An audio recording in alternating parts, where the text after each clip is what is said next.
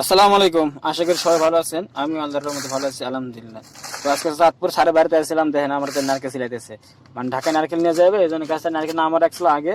তো কাছে নারকেলগুলো ছিলে নিয়ে ঢাকায় নিয়ে যাবো, তখন নারকেল ছিনে নিতেছে। আর কি করবো, আর সব কাজই করতে হয় ড্রাইভারদের ভাই।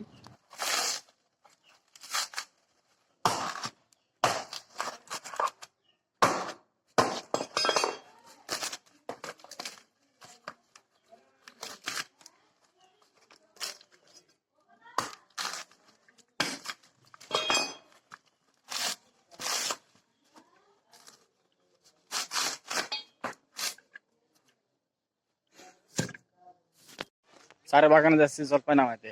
এক লোকের কাছে জলপাই নাই, রাত্রে সব ফালা দিয়েছে। তখন স্যার ওই লোকের বললাম, জলপাইয়ের গাছটারে কাইটে গাড়িতে ভরে নিয়ে যাবো, চলেন দেখে কতটুকু জলপাই পাওয়া যায়।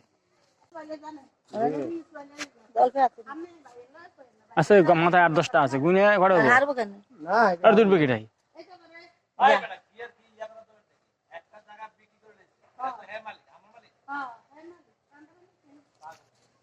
থাকলে ওর ডাল কাটা দিন উঠে একবারে। না না, ওই কাটা 2 প্যাকেটা বেশি থাকলে পুরো ডাল কাটা দিন। ডাল ছোট হয়ে গেলে হয়নি। না আগে আছে সবুজে গেছে এক কাজ করেন, এক কাজ করেন, ওই গাছটা কাটে গাড়িতে ভরে দেন।